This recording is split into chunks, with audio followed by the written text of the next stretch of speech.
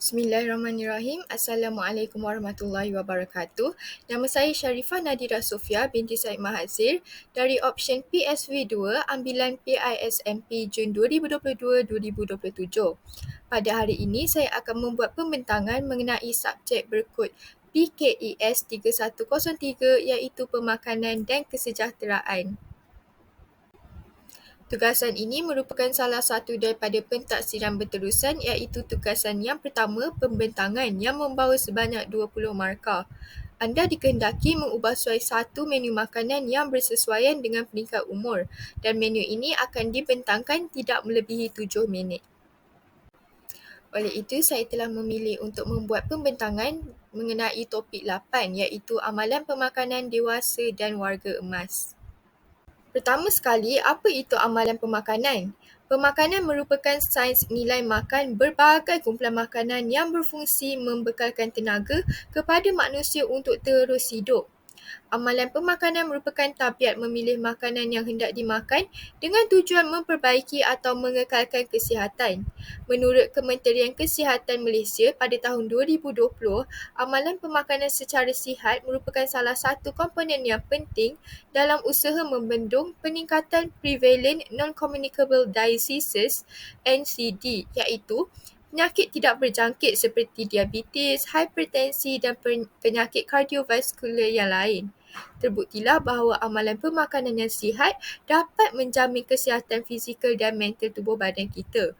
Oleh itu, kita wajarlah mengetahui amalan pemakanan yang sepatutnya diamalkan supaya dapat menjamin kelangsungan hidup di dunia ini.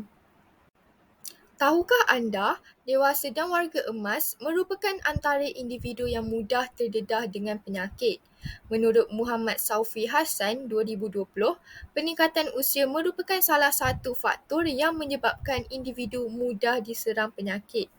Hal ini dikatakan demikian kerana apabila menginjak dewasa, tubuh kita akan kurang menghasilkan sel sehingga tidak dapat bertindak balas dengan cepat apabila berhadapan dengan sebaran bakteria.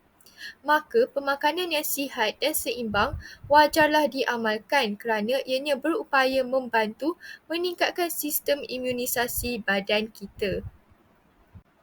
Saya juga telah mengambil kira beberapa faktor dalam penyediaan menu makanan dewasa dan warga emas, antaranya umur. Kerana berbanding kanak-kanak, dewasa dan warga emas tidak memerlukan karbohidrat yang banyak. Seterusnya adalah pekerjaan di mana orang dewasa yang bekerja memerlukan kadar gizi yang tinggi untuk kekal aktif ketika bekerja. Akhir sekali adalah keadaan kesihatan. Hal ini adalah kerana warga emas yang sakit dan lemah memerlukan sajian yang lebih sesuai dengan keadaan kesihatannya. Antara makanan yang sepatutnya diamalkan oleh dewasa dan warga emas adalah makanan yang padat dengan nutrien, seimbang, kaya dengan serat, kaya dengan kalsium dan mereka juga perlulah minum air dengan secukupnya.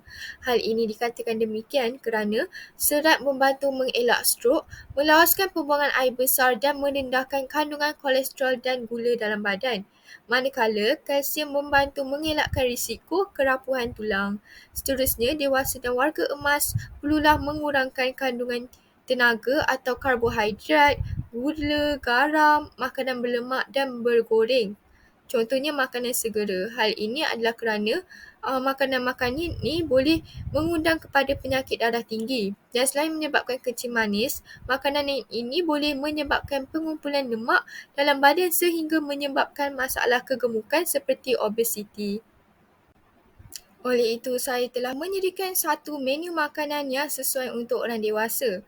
Menu makanan saya merangkumi beberapa jenis makanan seperti nasi putih, sambal, ikan bakar, ulam-ulaman dan tempe. Tidak lupa juga buah apel dan juga jus lobak merah. Dalam menu makanan yang telah saya sediakan membawa sebanyak 440 kalori dan 1001 khasiatnya. Contohnya, dalam nasi putih mengandungi karbohidrat kompleks yang membantu membekalkan sumber tenaga yang tinggi.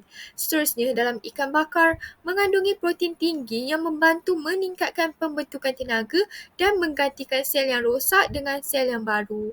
Dalam ulam-ulaman pula mengandungi tahap antioksidan yang tinggi yang memudahkan pertumbuhan tisu penghubung seperti elastin dan kolagen. Seterusnya, dalam tempe mengandungi prebiotik yang merangsang pertumbuhan bakteria baik dalam usus, seterusnya menyumbang kepada kesihatan sistem penghadaman.